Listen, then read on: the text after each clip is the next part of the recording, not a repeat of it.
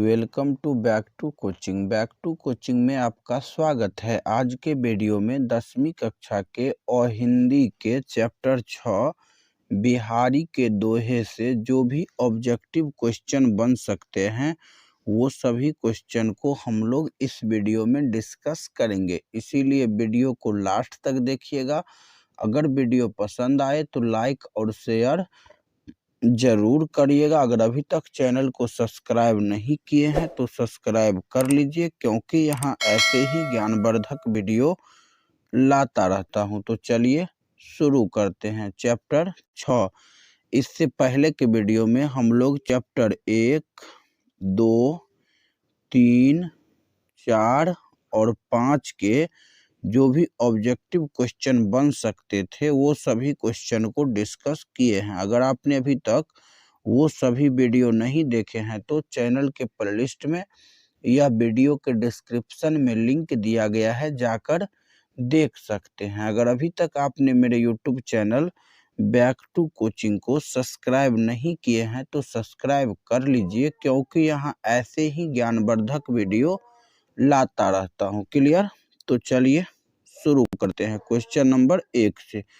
Question number 1 दिया गया है कि निम्नलिखित में से कौन भिन्न है। इसमें जो है 4 ऑप्शन दिया गया है, इसमें कौन सा ऑप्शन 3 ऑप्शन से भिन्न है वो चुनना है। क्लियर? पहला ऑप्शन दिया गया है बिहारी के दोहे, दूसरा दिया गया है ठेस, तीसरा दिया गया है ईदगाह और चौथा दिया गया है खेमा। क्लियर?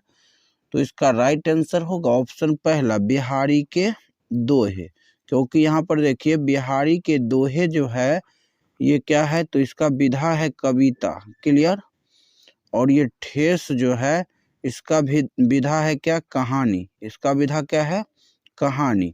उसके बाद ईदगाह का भी विधा क्या है, तो कहानी। क्लियर? और खेमा का विधा देखिएगा तो खेमा का भी विधा क्या है, कहानी। तो देखिए यहाँ पर ऑप्शन बी सी डी ये तीनों क्या हो गया, कहानी हो गया, जबकि पहला क्या हो गया, कविता। तो इसीलिए ये जो है अलग हो गया। क्लियर? अगला क्वेश्चन दिया गया है क्वेश्चन नंबर 2, बिहारी किस काल के कवि है। रीतिकाल, वीरगाथा काल, आदिकाल या फिर मध्यकाल। तो इसका राइट आंसर होगा ऑप्शन पहला रीतिकाल। क्लियर? बिहारी किस काल के कवि थे, तो रीतिकाल के। याद रखिएगा बिहारी रीतिकाल के कवि थे। क्लियर? अगला क्वेश्चन दिया गया है क्वेश्चन नंबर 3, किसके दोहे गागर में सागर के समान है। रहीम, बिहारी, कबीर या फिर सूरदास। तो इसका राइट आंसर होगा ऑप्शन पहला, दूसरा। क्या होगा इसका सही आंसर, ऑप्शन दूसरा बिहारी। क्लियर? इसका राइट आंसर होगा ऑप्शन दूसरा बिहारी। बिहारी के दोहे गागर में सागर के समान है। क्लियर? अगला क्वेश्चन दिया गया है क्वेश्चन नंबर 4, नाम से बड़ा क्या होता है। गुण, अवगुण, दोनों, इनमें से कोई नहीं। तो इसका राइट आंसर होगा ऑप्शन पहला गुण। नाम से बड़ा गुण होता है। क्लियर? अगला क्वेश्चन दिया गया है क्वेश्चन नंबर 5, मेरी भव बाधा हरो राधा नगरी सोए प्रस्तुत पंक्ति है। कबीर के दोहे से, बिहारी के दोहे से, पीपल से या फिर झांसी की रानी से। क्लियर? तो इसका राइट आंसर होगा ऑप्शन दूसरा बिहारी के दोहे से। क्लियर? मेरी भवबाधा हरो राधा नगरी सोए ये पंक्ति बिहारी के दोहे से है। क्लियर? अगला क्वेश्चन दिया गया है क्वेश्चन नंबर 6, नर की अरुणल नीर की गति एक जैसी क्यों है। 9 वर्ण की आवृत्ति है, यानी कहने का मतलब हुआ ये नर और ये जो यहाँ पर नर जो दिया गया है, नर और नीर, यहाँ पर दिया गया है नर और यहाँ पर दिया गया है नीर। क्लियर? की गति एक जैसी क्यों है? तो पहला ऑप्शन दिया गया है कि 9 वर्ण की आवृत्ति है इसलिए। दूसरा है आदमी और जल जमीन से जुड़े हैं इसलिए, या फिर दोनों ही नीचे से होकर ऊपर उठते हैं, या इनमें से कोई नहीं। तो इसका राइट आंसर होगा ऑप्शन तीसरा, दोनों ही नीचे से होकर ऊपर उठते हैं। क्लियर?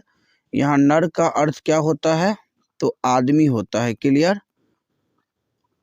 और नीर का अर्थ क्या होता है? तो जल होता है या पानी होता है। क्लियर? तो यहाँ पर इसका सही आंसर क्या होगा? ऑप्शन तीसरा हो जाएगा कि दोनों ही नीचे से होकर ऊपर उठते हैं। याद रखिएगा। अगला क्वेश्चन दिया गया है क्वेश्चन नंबर 7, बाह्य आडंबर खाली स्थान है, यानी क्या है? ढोंग है, व्यर्थ है, सद्गुण है, या फिर दुर्गुण है? तो बाह्य आडंबर व्यर्थ है। क्लियर? बाह्य आडंबर क्या है? व्यर्थ है। क्लियर? अगला क्वेश्चन दिया गया है क्वेश्चन नंबर 8, सच्चा व्यक्ति कौन है? जिसके मन में खोट होता है, या जो स्वार्थी होता है, या फिर जो झूठ बोलता है, या फिर जिसका हृदय पवित्र होता है? तो इसका राइट आंसर होगा ऑप्शन चौथा, जिसका हृदय पवित्र होता है उसे क्या कहा जाता है? तो उसे ही सच्चा व्यक्ति कहा जाता है। क्लियर? तो यहाँ पर इसका सही आंसर क्या होगा? ऑप्शन चौथा होगा। अगला क्वेश्चन दिया गया है क्वेश्चन नंबर 9, मानव खाली स्थान के पालन से श्रेष्ठ बनता है। नम्रता के पालन से, विवेकहीनता के पालन से, या फिर उदंडता के पालन से, या इनमें से सभी के पालन से? तो इसका राइट आंसर होगा ऑप्शन पहला, नम्रता के पालन से। क्लियर? मनुष्य जो है नम्रता के पालन से श्रेष्ठ बनता है। क्लियर? अगला क्वेश्चन दिया गया है क्वेश्चन नंबर 10, बतरस लालच लाल की मुरलीधरी लुकाए काव्य पंक्ति है। ये जो पंक्ति है वो किस पाठ से है? यानी बिहारी के दोहे से, करमवीर पाठ से, या फिर पीपल से, या इनमें से सभी? तो इसका राइट आंसर होगा ऑप्शन पहला, बिहारी के दोहे से। क्लियर? अगला क्वेश्चन दिया गया है क्वेश्चन नंबर 11, सरे का शाब्दिक अर्थ क्या होता है? निकलना, बनना, या दोनों, यानी ए और बी दोनों, या इनमें से कोई नहीं? तो इसका राइट आंसर होगा ऑप्शन तीसरा, दोनों, ए और बी दोनों। सरे का शाब्दिक अर्थ क्या होता है? तो सरे का शाब्दिक अर्थ निकलना और बनना दोनों होता है। क्लियर? अगला क्वेश्चन दिया गया है क्वेश्चन नंबर 12, नीर का शाब्दिक अर्थ क्या होता है? जल, पानी, अम्बु, या इनमें से सभी?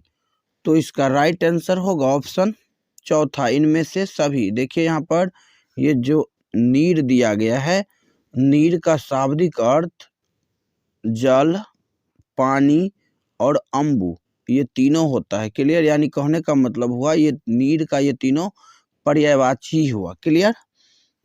अगला क्वेश्चन दिया गया है क्वेश्चन नंबर 13, नर का शाब्दिक अर्थ क्या होता है? जन, मनुष्य, मानव, इनमें से सभी? तो इसका राइट आंसर होगा ऑप्शन चौथा, इनमें से सभी। नर का शाब्दिक अर्थ जन भी होता है, मनुष्य भी होता है, और मानव भी होता है। क्लियर? अगला क्वेश्चन दिया गया है क्वेश्चन नंबर 14, बिहारी के दोहे के अनुसार लाल का शाब्दिक अर्थ क्या होता है? एक रंग का नाम है, यानी कि लाल जो है वो एक रंग का नाम है, या फिर लाल का शाब्दिक अर्थ कृष्ण होता है, या उपरोक्त दोनों, या इनमें से कोई नहीं? तो इसका राइट आंसर होगा ऑप्शन दूसरा, कृष्ण। बिहारी के दोहे के अनुसार लाल का शाब्दिक अर्थ क्या है? कृष्ण है। अगला क्वेश्चन दिया गया है क्वेश्चन नंबर 15, कनक का शाब्दिक अर्थ क्या होता है? हीरा, चांदी, तांबा, सोना। तो इसका राइट आंसर होगा ऑप्शन चौथा, सोना। कनक का शाब्दिक अर्थ सोना होता है। क्लियर? या फिर कनक का शाब्दिक अर्थ आप धतूरा भी बोल सकते हैं। अगला क्वेश्चन दिया गया है क्वेश्चन नंबर 16 कि निम्न में से किसका शाब्दिक अर्थ अच्छी बुद्धि होता है? गुणन, या फिर धांध, या सुमति, या इनमें से कोई नहीं। तो इसका राइट आंसर होगा ऑप्शन तीसरा, सुमति। सुमति का शाब्दिक अर्थ क्या होता है? तो अच्छी बुद्धि होता है। क्लियर? तो आशा करता हूं कि क्वेश्चन नंबर 1 से लेकर के क्वेश्चन नंबर 16 तक आप सभी को समझ में आया होगा। तो वीडियो कैसा लगा कमेंट में जरूर बताइएगा। अगर पसंद आया हो तो लाइक और शेयर जरूर करिएगा। अगर अभी तक चैनल को सब्सक्राइब नहीं किए हैं तो सब्सक्राइब कर लीजिए, क्योंकि यहाँ ऐसे ही ज्ञानवर्धक वीडियो लाता रहता हूँ। तो मिलते हैं अगले वीडियो में, तब तक के लिए जय हिंद, जय भारत।